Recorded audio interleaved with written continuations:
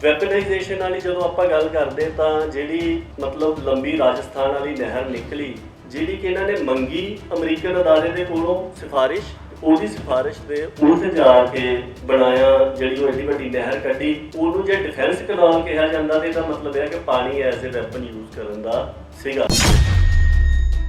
ਪਾਣੀਆਂ ਦੇ ਵਿੱਚ ਦਰਿਆਈ ਪਾਣੀਆਂ 'ਚ ਹਿੱਸੇਦਾਰੀ ਜ਼ਿਆਦਾ ਦਿੱਤੀ ਗਈ ਹੈ ਦੂਜੇ ਸੂਬੇ ਨੂੰ, ਹਾਲਾਂਕਿ ਬਣਦੀ ਨਹੀਂ ਸੀਗੀ। ਪਣ ਬਿਜਲੀ ਦੇ ਵਿੱਚ ਵੀ ਉਹਨਾਂ ਦਾ ਜ਼ਿਆਦਾ ਹਿੱਸਾ ਆ, ਡੈਮਾਂ ਦੇ ਪ੍ਰਬੰਧ ਦੇ ਵਿੱਚ ਵੀ ਉਹਨਾਂ ਦਾ ਜ਼ਿਆਦਾ ਹਿੱਸਾ ਆ। ਪਰ ਜਦੋਂ ਹੜ੍ਹ ਆਉਂਦੇ ਆ ਤੇ ਉਹਦੀ ਮਾਰ ਜਿਹੜੀ ਆ ਉਹ ਸਿਰਫ ਪੰਜਾਬ ਨੂੰ ਝੱਲਣੀ ਪੈਂਦੀ ਆ। ਪੰਜਾਬ ਦੇ ਵਿੱਚ ਜਿਹੜਾ ਵੱਡਾ ਬਿਰਤਾਂਤ ਆ ਉਹ ਇਹ ਹੈ ਕਿ ਪੰਜਾਬ ਦੇ ਖਿਲਾਫ ਸਾਜ਼ਿਸ਼ ਦੇ ਤਹਿਤ ਹੜ੍ਹ ਆਏ। ਅਸੀਂ ਇੱਕ ਸਰਵੇ ਕੀਤਾ, ਉਹਦੇ ਵਿੱਚ 25,000 ਬੰਦੇ ਨੇ ਵੋਟ ਪਾਈ। 60% ਬੰਦੇ ਜਿਹੜੇ ਆ ਉਹ ਇਹ ਗੱਲ ਮੰਨਦੇ ਆ ਕਿ ਇਹ ਸਾਜ਼ਿਸ਼ ਦਾ ਨਤੀਜਾ ਆ। ਪਾਰਦਰਸ਼ਤਾ ਦੀ ਜਿਹੜੀ ਆ ਬਹੁਤ ਵੱਡੀ ਘਾਟ ਹੈ। ਕਿਤੇ ਡਾਟਾ ਅਵੇਲੇਬਲ ਨਹੀਂ ਹੈਗਾ, ਤੁਸੀਂ ਅੰਦਾਜ਼ਾ ਹੀ ਨਹੀਂ ਲਾ ਸਕਦੇ ਵੀ ਹੋਇਆ ਕੀ ਹੈ। ਕੋਈ ਨਹੀਂ। ਭਾਖੜਾ ਬਿਆਸ ਮੈਨੇਜਮੈਂਟ ਬੋਰਡ ਦਾ ਡਾਟਾ ਜਿਹੜਾ ਹੈ 2023 ਦੇ ਵਿੱਚ ਅਵੇਲੇਬਲ ਸੀਗਾ। PAC ਵਾਲਿਆਂ ਨੇ ਮੁੱਦਾ ਚੁੱਕਿਆ, ਉਹਨਾਂ ਨੇ ਡਾਟਾ ਹੀ ਜਿਹੜਾ ਵੈਬਸਾਈਟ ਤੋਂ ਗਾਇਬ ਕਰ। ਵਾਹਿਗੁਰੂ ਜੀ ਕਾ ਖਾਲਸਾ, ਵਾਹਿਗੁਰੂ ਜੀ ਕੀ ਫਤਿਹ। ਵੈਸੇ 10-10 ਮਿੰਟ ਸਾਰੇ ਬੁਲਾਰਿਆਂ ਨੂੰ ਕਹੇ ਸੀ, ਪਰ ਵੀਰ ਹੋਣਾ ਨੇ 2-4 ਮਿੰਟ ਕਿਹਾ ਤੇ ਮੈਂ 2 ਤੇ 4 ਜੋੜ ਕੇ 5-6 ਮਿੰਟ ਦੀ ਗੱਲ ਜਿਹੜੀ ਹੈ ਉਹ ਸਮਾਪਤ ਕਰਨ ਦੀ ਕੋਸ਼ਿਸ਼ ਕਰੂੰਗਾ। ਇੱਕ ਤਾਂ ਪਹਿਲਾਂ ਛੋਟੀ ਜਿਹੀ ਟਿੱਪਣੀ ਪ੍ਰਵਾਸੀਆਂ ਵਾਲੇ ਮੁੱਦੇ ਦੇ ਉੱਤੇ ਕਰਦੇ ਹਾਂ ਕਿ ਸਿੱਖੀ ਜਿਹੜੀ ਆ ਇਹ ਕੋਈ ਨਸਲੀ ਧਰਮ ਨਹੀਂ ਹੈਗੀ। ਸਿੱਖੀ ਗੁਣਾਂ ਦੀ ਹੈ, ਗੁਣ ਕੋਈ ਵੀ ਧਾਰਨ ਕਰ ਸਕਦਾ। ਜਦੋਂ ਵੀ ਕਿਸੇ ਸਮਾਜ ਦੇ ਵਿੱਚ ਕੋਈ ਬਾਹਰੋਂ ਆਉਂਦਾ ਆ ਤੇ ਉਹਦੇ ਨਾਲ ਉਸ ਸਮਾਜ ਨੂੰ ਕਈ ਸਮੱਸਿਆਵਾਂ ਦਾ ਸਾਹਮਣਾ ਕਰਨਾ ਪੈਂਦਾ। ਮੁੱਦਾ ਆਮਦ ਨੂੰ ਨਿਯਮਤ ਕਰਨ ਦਾ ਤੇ ਜਿਹੜੇ ਉੱਥੇ ਰਹਿ ਰਹੇ ਆ ਉਹਨਾਂ ਨੂੰ ਜ਼ਾਬਤੇ 'ਚ ਰੱਖਣ ਦਾ ਹੁੰਦਾ। ਉਹਦੇ ਵਾਸਤੇ ਦੁਨੀਆ ਦੇ ਵਿੱਚ ਰੈਗੂਲੇਸ਼ਨਸ ਬਣਦੀਆਂ ਨੇ। ਸੋ ਕਿਸੇ ਵੀ ਮੁੱਦੇ ਨੂੰ ਇਸ ਤਰੀਕੇ ਨਾਲ ਨਹੀਂ ਚੁੱਕਣਾ ਚਾਹੀਦਾ ਕਿ ਮੁੱਦਾ ਚੁੱਕਣ ਵਾਲੇ ਆਈਸੋਲੇਟ ਹੋ ਜਾਣ। ਸੋ ਇਹਦੇ ਤੇ ਤਾਂ ਇੰਨੀ ਕੁ ਬੇਨਤੀ ਹੈ। ਦੂਸਰੀ ਗੱਲ ਹੋਈ ਸੀਗੀ ਝੂਠੇ ਮੁਕਾਬਲਿਆਂ ਦੀ, ਉਹਦੇ ਵਿੱਚ ਕਾਫੀ ਸਾਰੀਆਂ ਜਿਹੜੀਆਂ ਗੱਲਾਂ ਹੋ ਗਈਆਂ ਉਹ ਨਹੀਂ ਕਰਨੀਆਂ, ਪਰ ਉਹਦੇ ਵਿੱਚ ਇੰਨੀ ਕੁ ਗੱਲ ਜ਼ਰੂਰ ਹੈਗੀ ਆ ਕਿ ਇੰਡੀਆ ਦਾ ਜਿਹੜਾ ਲਾਅ ਹੈ ਇਹ ਕ੍ਰਾਈਮ ਅਗੇਂਸਟ ਹਿਊਮੈਨਿਟੀ ਨੂੰ ਇੱਕ ਕ੍ਰਾਈਮ ਨਹੀਂ ਮੰਨਦਾ, ਜਿਹਨੂੰ ਕਿ ਇੰਟਰਨੈਸ਼ਨਲ ਲਾਅ ਮੰਨਦਾ ਆ। ਤੇ ਜਿਹੜੀਆਂ ਇਨਫੋਰਸਡ ਡਿਸਅਪੀਅਰੈਂਸਿਸ ਨੇ ਉਹ ਜੇ ਵਾਈਡ ਸਪਰੈਡ, ਸਿਸਟੇਮੈਟਿਕ ਤੇ ਆਰਗੇਨਾਈਜ਼ਡ ਹੋਣ ਤੇ ਉਹ ਕ੍ਰਾਈਮ ਅਗੇਂਸਟ ਹਿਊਮੈਨਿਟੀ ਬਣਦੀਆਂ ਨੇ। ਸੋ ਇਸ ਪੱਖ ਤੋਂ ਸਾਨੂੰ ਇਹ ਐਂਗਲ ਜਿਹੜਾ ਆ ਉਹ ਧਿਆਨ ਦੇ ਵਿੱਚ ਰੱਖਣਾ ਚਾਹੀਦਾ। ਤੀਸਰੀ ਗੱਲ ਜਿਹੜੀ ਹੈਗੀ ਆ ਪਾਣੀ ਵਾਲੇ ਮਸਲੇ ਦੀ, ਕਿਉਂਕਿ ਮੈਂ ਤਿਆਰੀ ਵੀ ਇਸੇ ਦੀ ਕੀਤੀ ਸੀ ਤੇ ਮੈਂ ਸਿਰਫ ਇਹਦੀ ਹੀ ਗੱਲ ਜਿਹੜੀ ਆ ਉਹ ਕਰੂੰਗਾ।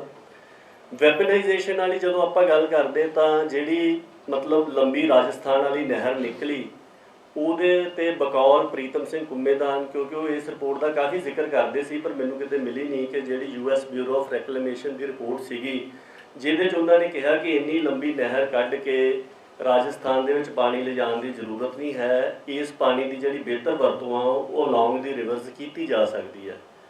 ਪਰ ਜਦੋਂ ਉਸ ਜਿਹੜੀ ਕਿ ਇਹਨਾਂ ਨੇ ਮੰਗੀ ਅਮਰੀਕਨ ਅਦਾਰੇ ਦੇ ਕੋਲੋਂ ਸਿਫਾਰਿਸ਼, ਉਹਦੀ ਸਿਫਾਰਿਸ਼ ਦੇ ਉਲਟ ਜਾ ਕੇ ਬਣਾਇਆ ਜਿਹੜੀ ਉਹ ਐਡੀ ਵੱਡੀ ਨਹਿਰ ਕੱਢੀ, ਉਹਨੂੰ ਜੇ ਡਿਫੈਂਸ ਕਨਾਲ ਕਿਹਾ ਜਾਂਦਾ ਤੇ ਇਹਦਾ ਮਤਲਬ ਹੈ ਕਿ ਪਾਣੀ ਐਜ਼ ਏ ਵੈਪਨ ਯੂਜ਼ ਕਰਨ ਦਾ ਸੀਗਾ, ਕਿਉਂਕਿ ਓਫੈਂਸ ਦਾ ਵੀ ਵੈਪਨ ਹੋ ਸਕਦਾ ਤੇ ਡਿਫੈਂਸ ਦਾ ਵੀ ਹੋ ਸਕਦਾ।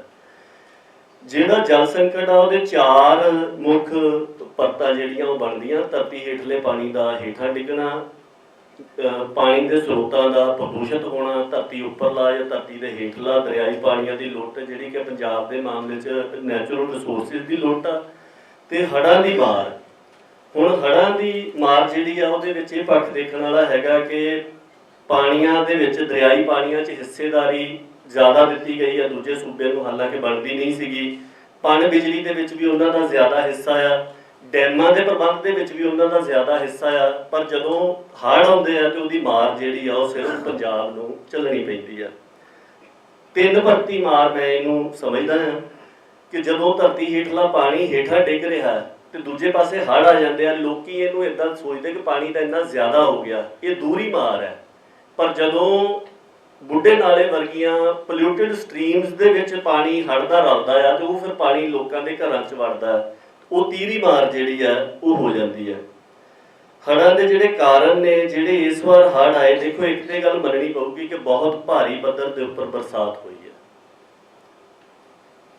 ਅਪ੍ਰੈਲ ਮਹੀਨੇ ਦੇ ਅਗਸਤ ਮਹੀਨੇ ਦੇ ਵਿੱਚ ਹੀ ਜੋ ਅਖਬਾਰਾਂ 'ਚ ਡਾਟਾ ਆਇਆ 45 ਬੱਦਲ ਜਿਹੜੇ ਆ ਉਹ ਪੰਜਾਬ ਦੇ ਦਰਿਆਵਾਂ ਦੇ ਕੈਚਮੈਂਟ ਏਰੀਏ ਦੇ ਵਿੱਚ ਫਟੇ ਆ। ਕਲਾਈਮੇਟ ਚੇਂਜ ਦਾ ਅਸਰ ਜਿਹੜਾ ਆ ਉਹ ਸਾਡੇ ਖਿੱਤੇ ਦੇ ਵਿੱਚ ਸਾਹਮਣੇ ਨਜ਼ਰ ਆ ਰਿਹਾ ਹੈ। ਉਹਨੂੰ ਅਸੀਂ ਅੱਖੋਂ ਪਰੋਖੇ ਜਿਹੜਾ ਆ ਉਹ ਨਹੀਂ ਕਰ ਸਕਦੇ।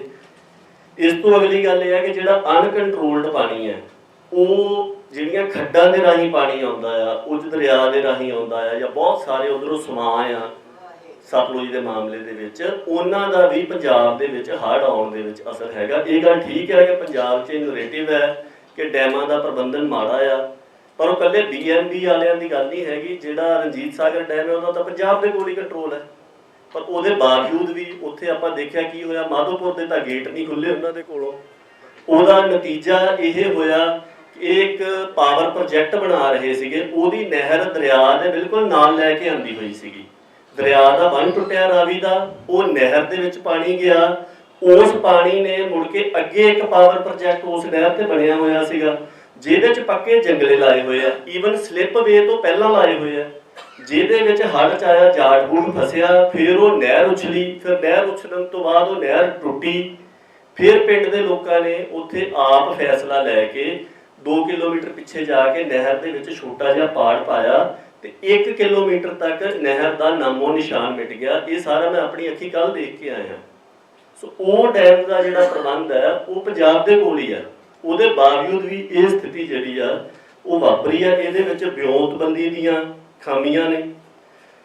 ਤੁਸੀਂ ਦੇਖੋ ਕਪੂਰਥਲੇ ਦੇ ਵਿੱਚ 9 ਕਿਲੋਮੀਟਰ ਬੰਨ ਆਪਣੇ ਲੋਕਾਂ ਨੇ ਆਪਣੇ ਦਮ ਤੇ ਬਣਾ ਲਿਆ, ਸਰਕਾਰ ਦੇ ਕੋਲੋਂ ਜਿਹੜਾ ਆ ਉਹ ਨਹੀਂ ਬਣਿਆ।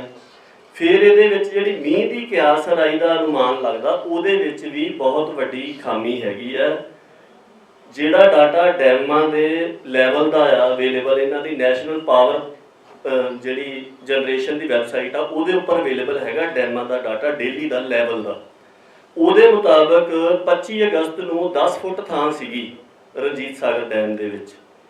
23 ਤਰੀਕ ਨੂੰ ਜਿਹੜਾ 23 ਤੋਂ 24 ਦੇ ਵਿੱਚ 10 ਫੁੱਟ 25 ਫੁੱਟ ਥਾਂ ਸੀਗਾ ਇਹਨਾਂ ਦੇ ਕੋਲ 15 ਅਗਸਤ ਨੂੰ, ਤੇ 24 ਤਰੀਕ ਨੂੰ ਜਿੰਨਾ ਜ਼ਿਆਦਾ ਮੀਂਹ ਪਿਆ ਉਹਦੇ ਕਰਕੇ 10 ਫੁੱਟ ਥਾਂ ਜਿਹੜਾ ਆ ਉਹ ਘਟ ਗਿਆ, ਇੱਕਦਮ ਡੈਮ ਦਾ ਲੈਵਲ 10 ਫੁੱਟ ਉੱਪਰ ਗਿਆ।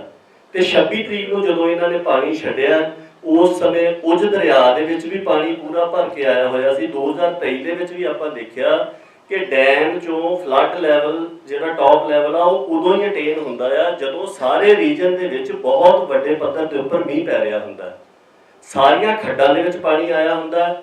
ਜਿਹੜੇ ਫਲੱਡ ਕੰਟਰੋਲ ਵਾਲੇ ਆ ਉਹ ਇਹ ਗੱਲ ਕਹਿੰਦੇ ਨੇ ਕਿ ਅਸੀਂ ਸਿੰਕਰਨਾਈਜੇਸ਼ਨ ਰੋਕਦੇ ਹਾਂ, ਪਰ ਸਿੰਕਰਨਾਈਜੇਸ਼ਨ ਜਿਹੜੀ ਆ ਉਹ ਹੁੰਦੀ ਹੈ।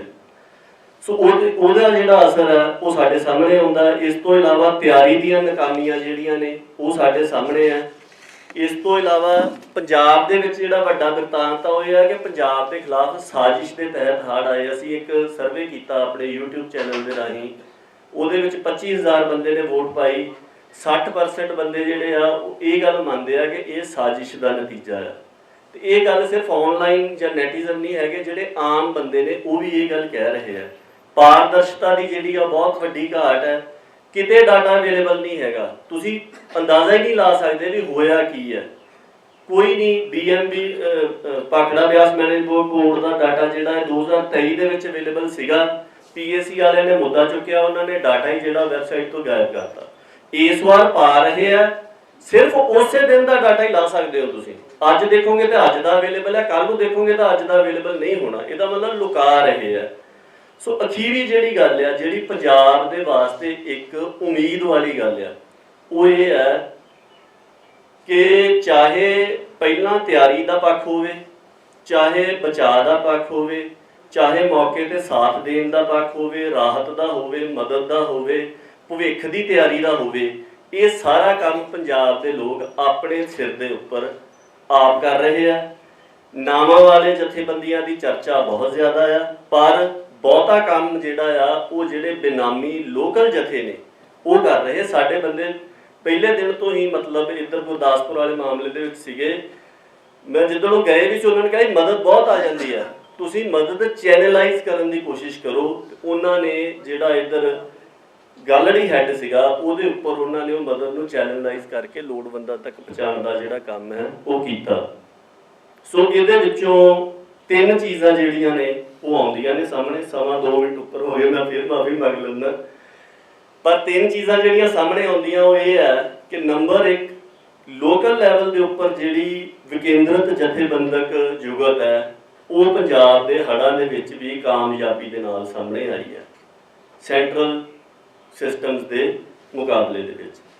ਦੂਸਰੀ ਗੱਲ ਕਿ ਲੋਕਲ ਲੈਵਲ ਦੇ ਉੱਪਰ ਜਿਹੜੀ ਡਿਸੀਜਨ ਮੇਕਿੰਗ ਆ ਉਹ ਵੀ ਆਈ। ਜੇ ਉਹ ਨਾ ਤੋੜਦੇ ਉਸ ਨਹਿਰ ਨੂੰ, ਉਹ ਬੜੀ ਵੱਡੀ ਪੱਧਰ ਦੇ ਉੱਪਰ ਤਬਾਹੀ ਮਚਾ ਰਹੀ ਸੀ। ਬੰਦਿਆਂ ਨੂੰ ਇੰਨਾ ਪਤਾ ਸੀਗਾ ਕਿ ਇੱਥੋਂ ਕੋਈ ਪੁਰਾਣਾ ਚੋਅ ਲੰਘਦਾ ਸੀ, ਉਹਨਾਂ ਨੇ ਉੱਥੋਂ ਹੀ ਨਹਿਰ ਨੂੰ ਪਾੜ ਪਾਇਆ ਤੇ ਆਪਣੇ ਆਪ ਜਿਹੜਾ ਪਾਣੀ ਸੀਗਾ ਉਹ ਦੁਬਾਰਾ ਦਰਿਆ ਦੇ ਵਿੱਚ ਚਲਿਆ ਗਿਆ। ਹਾਲਾਂਕਿ ਅਗਲੇ ਏਰੀਆ ਨੂੰ ਤਾਂ ਮਾਰ ਪਈ ਆ, ਉਹ ਵੈਸੇ ਵੀ ਪੈਣੀ ਸੀਗੀ, ਪਰ ਉਹਨਾਂ ਨੇ ਕਾਫੀ ਸਾਰਾ ਇਲਾਕਾ ਜਿਹੜਾ ਆ ਉਹ ਬਚਾ ਲਿਆ। ਤੇ ਤੀਸਰੀ ਗੱਲ ਜਿਹੜੀ ਆ ਉਹ ਲੋੜ ਅਨੁਸਾਰ ਆਪਸ ਦੇ ਵਿੱਚ ਤਾਲਮੇਲ ਕਰਨ ਦੀ।